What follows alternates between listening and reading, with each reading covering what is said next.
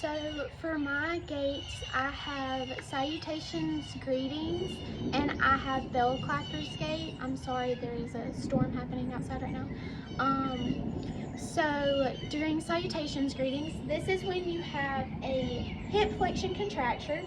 So in turn, because you have a hip flexion contracture, that's going to cause your knee to slightly be flexed also.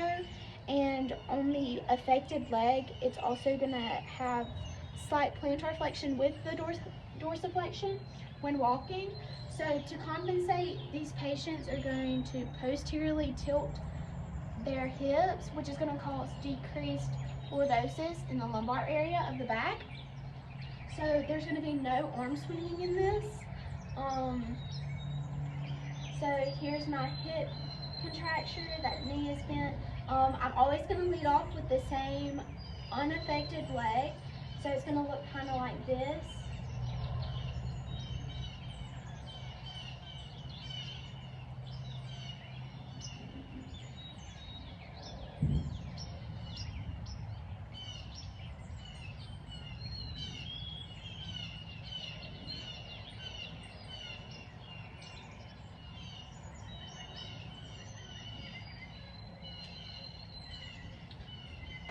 So my other gait is going to be Bell's Clapper. So Bell's Clapper's gait is when the hip is actually fused.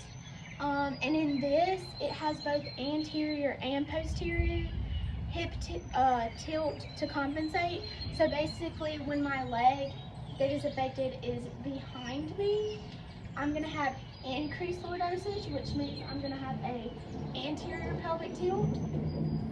So I'm going to have that anterior pelvic tilt when the foot is behind me, and when that affected leg swings to the front, I'm going to have that decreased lordosis in my lumbar back, and it's going to have a posterior tilt. So I'll show you what that looks like. Once again, no arm swinging, and you're going to lead off with that same unaffected leg. So it's going to be kind of like this.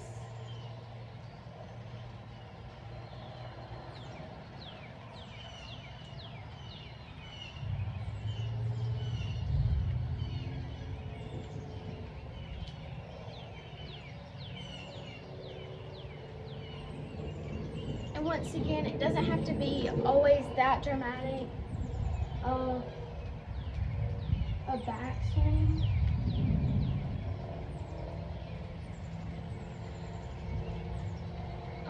So this actual gait can cause a bunch of back issues due to the change in increase and decrease lordosis. So you can have a lot of back problems in your lower lumbar spine.